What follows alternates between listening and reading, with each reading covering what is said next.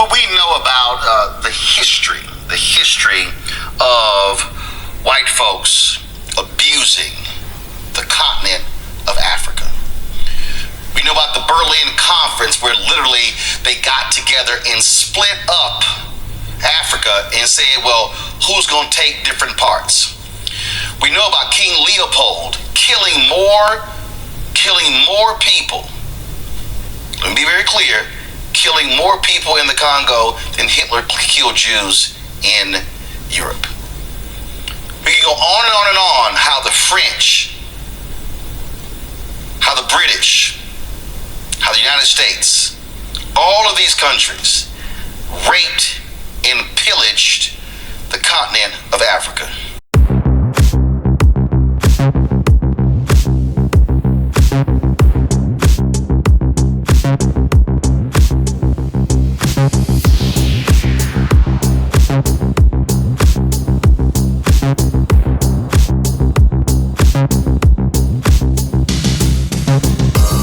That is Roland Martin telling the truth straight up, completely unfiltered.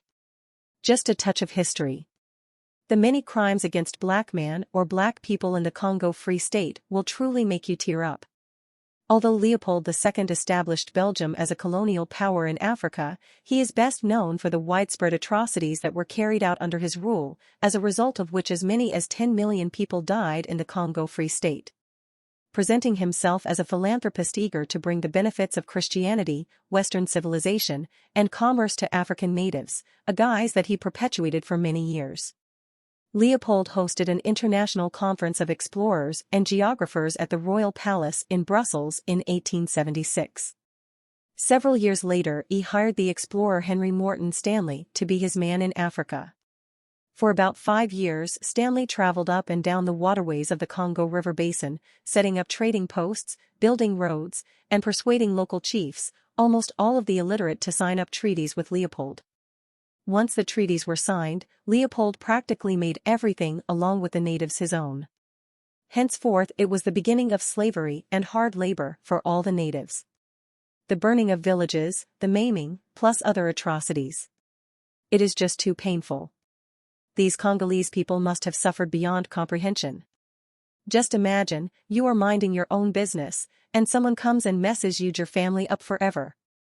Yes, different European nations set out to mount their flags all over Africa after the Berlin Conference of 1884 to 1985. Murdering the people, and then taking their wealth to make Europe wealthier. Belgian King Leopold II set out for the Congo and declared it his territory while physically intimidating the indigenous people of the Congo. He proclaimed his property to be the people and the land, and he quickly turned the land into a money-making enterprise for himself and throne.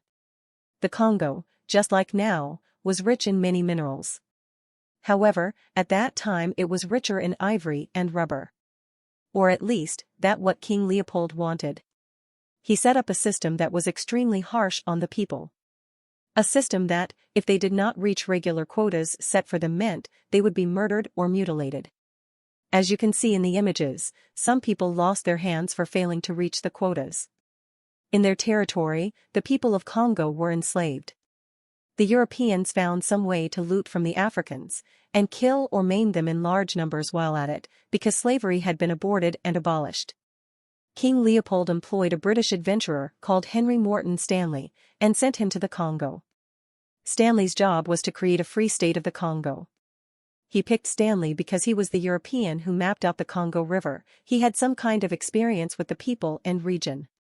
Historians have suggested that Stanley had no intention of harming the people of the Congo. However, many still do not agree that he should be excluded from his crimes against the people of Congo. Think about it, he went ahead to map out the land without their permission. Stanley and his men were confronted by 7 indigenous people of Congo. Stanley continued his discovery and expedition. By the time he had gotten to the end of his exploration, he had succeeded in burning down over 32 towns of the natives and killing many of them. His men were out of control. All sorts of crimes were perpetrated against the people of Congo. Abductions, raping the women for some minor misunderstandings, and flogging of men to death was regular. The Congo Free State was founded on terror, murder, rape, and arson.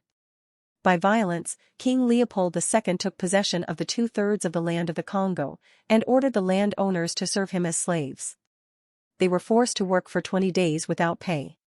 King Leopold II's government and officials declared that rubber harvesting was a necessary tax that would be paid to the crown by those who lived on the land.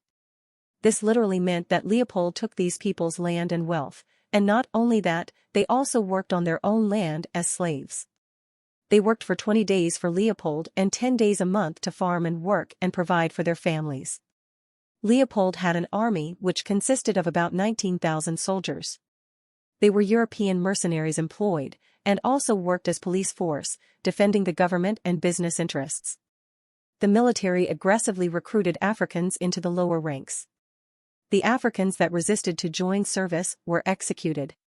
The Europeans' officials were ruthless, and based on their hatred and targeting, that they created a rule for soldiers to cut off and deliver the hands of the Congolese citizens killed for failing to fulfill their quota.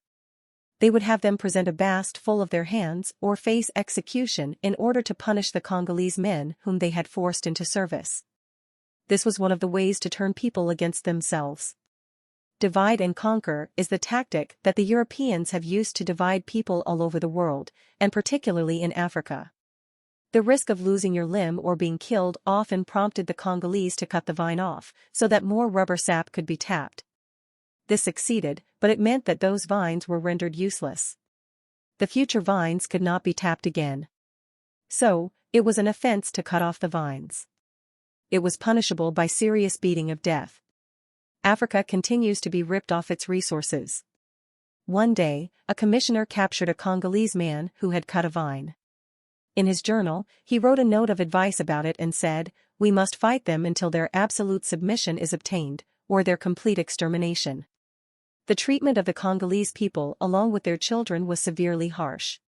For more than a decade, King Leopold and his army carried on until it reached a point that the missionaries had to write a protest to different governments and organizations of the world.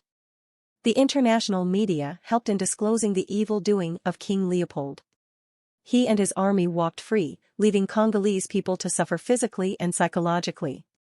According to the historical documentation, between 5 to 10 million were killed as a result of colonial exploitation under the rule and administration of King Leopold II and his army and mercenaries.